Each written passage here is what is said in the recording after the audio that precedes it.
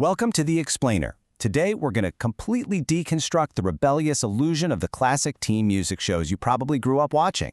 You know, from the vintage days of American Bandstand all the way to the neon-lit chaos of MTV's Total Request Live. We tend to think of these programs as these ultimate raw expressions of youth rebellion, right? But what if it was all just a carefully orchestrated corporate mirage? Let's get right into it.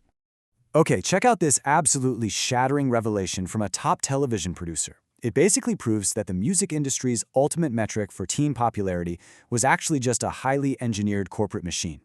Chris Cowie, he was the executive producer who revitalized Britain's iconic Top of the Pops, boldly stated back in 2002 that the charts were just completely dysfunctional. He flat out admitted that top hits were often sitting there simply because of clever marketing practices by record companies. It had absolutely nothing to do with them being genuinely popular with the kids at home. Crazy, right? To understand why this system was rigged from the very beginning, we're going to follow a quick roadmap. First, creating the teenage market. Second, payola and chart manipulation. Third, controlling the teen image. Fourth, the authenticity problem. And finally, the demise of music TV. Part 1. Creating the teenage market. Let's start with exactly how the music and television industries first capitalized on this brand new class of consumer. What's really fascinating here is that the whole concept of a teenager wasn't always a recognized life stage. It actually heavily emerged in the United States around the 1940s. Because before that, society largely expected you to just take a direct leap from childhood straight into adulthood. But thanks to a booming post-depression economy, more kids were staying in high school, working part-time jobs, and suddenly they found themselves with disposable income. So, merchandisers quickly realized they had a massively profitable, totally captive market on their hands. Basically, a group that cared deeply about what their peers thought, rather than taking advice from adults. So, over a 50-year span, major network empires were literally built from the ground up to monetize this exact youth demographic.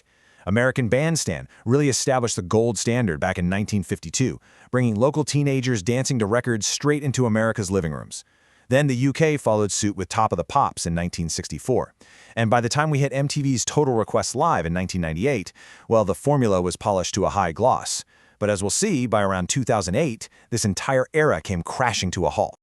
Part 2. Payola and chart manipulation.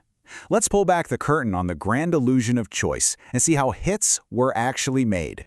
See, teens thought they were picking the hits by calling in and requesting their favorite tunes. But in reality, adult executives were actually using payola to buy chart success behind securely closed doors.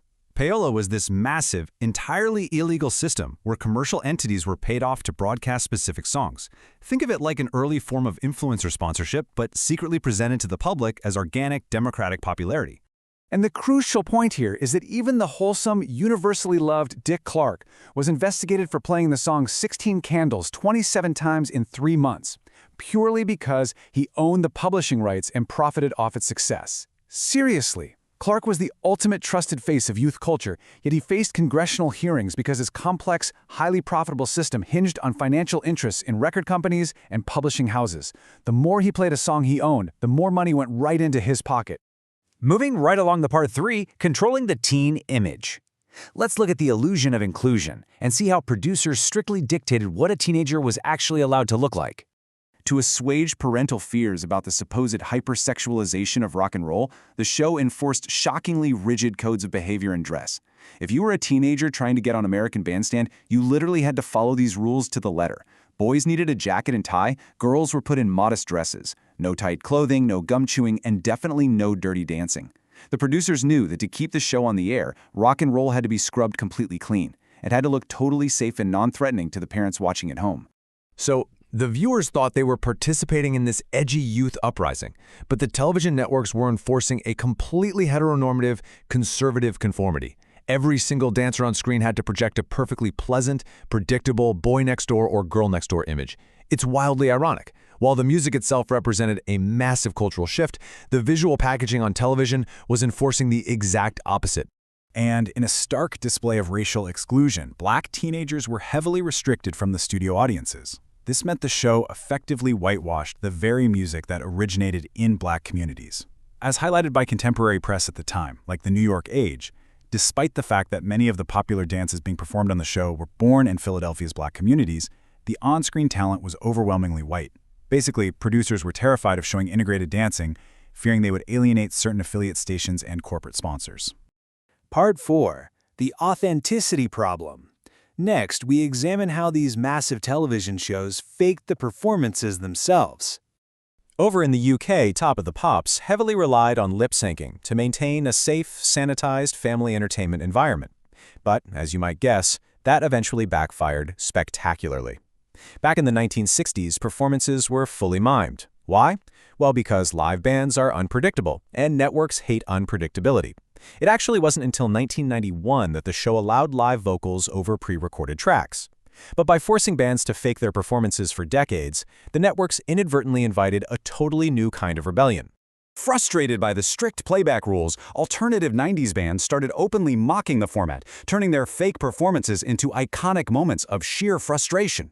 We can honestly call this era the Mime Wars. For example, when Oasis was forced to mime, brothers Noel and Liam Gallagher literally swapped places on stage, and the producers didn't even notice. And then there's Nirvana. When they appeared, Kurt Cobain purposefully sang his iconic hit, Smells Like Teen Spirit, in this absurd operatic voice while his bandmates comically overstrummed their instruments. It was just a brilliant live deconstruction of the whole television illusion. Which brings us to Part 5, the demise of music TV. Finally, let's uncover how this entire adult-run teen music empire came crashing down. MTV's TRL in Times Square perfected the illusion of democracy. But make no mistake, it was unabashedly an advertising forum, utilizing kids strictly as consumers. As music critics have pointed out, while TRL felt like a show entirely driven by the fans calling in and voting for their top videos, at its absolute core, it was a genius marketing vehicle. The music videos themselves were essentially 3-minute commercials selling artists, clothes, and entire lifestyles directly to teens with disposable income. But then, everything changed. The rapid ascendancy of the internet finally gave teenagers the technological ability to connect directly, rendering the adult-curated television show completely obsolete.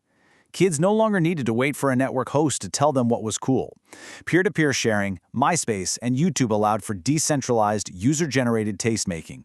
The audience finally took back the power. And as a result, these legacy television shows collapsed, with TRL officially ending its daily broadcast in 2008. So now that the old network machines are dead, you really have to ask yourself, have today's digital platforms actually liberated us, or are they just pulling the exact same strengths? Sure, we might not have Dick Clark or Carson Daly telling us what to listen to anymore, but we do have invisible algorithms perfectly curating our streaming playlists. Did the internet finally give teens true musical rebellion? Or are algorithms just the new payola? Think about how your favorite songs find you today. It's a fascinating question to leave you with. Thanks for joining me on this explainer, and I'll catch you next time.